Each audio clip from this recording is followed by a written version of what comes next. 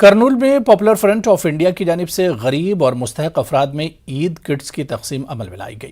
اس موقع پر تنظیم کے صدر شیخ جہانگیر نے میڈیا سے بات کرتے ہوئے کہا کہ 350 سے زیادہ مستحق خاندانوں میں عید کٹس کی تقسیم عمل میں لائی گئی۔ انہوں نے کہا کہ عید کٹ میں پکوان کے تمام ضروری اشیاء کے علاوہ شیر خورما کا سامان بھی موجود ہے۔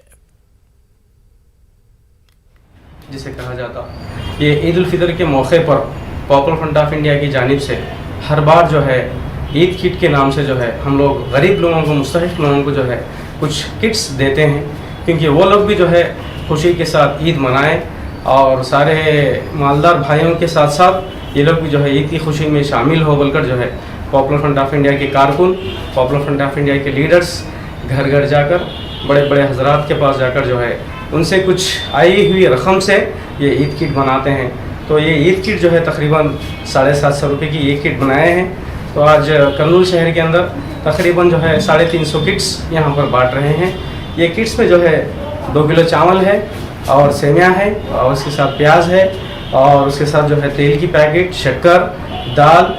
اور عید کا جو سامان ہے اس کے ساتھ ساتھ 200 روپے نقد دیا جا رہا ہے۔ یہ 200 روپے اسی لیے دیا جا رہا ہے کیونکہ وہ لوگ جو ہے گوشت، ترکاری وغیرہ خرید کر جو ہے اب عید کی خوشیوں میں شامل ہو بول کر جو ہے یہ 200 روپے اس کے ساتھ دیا جا رہا ہے۔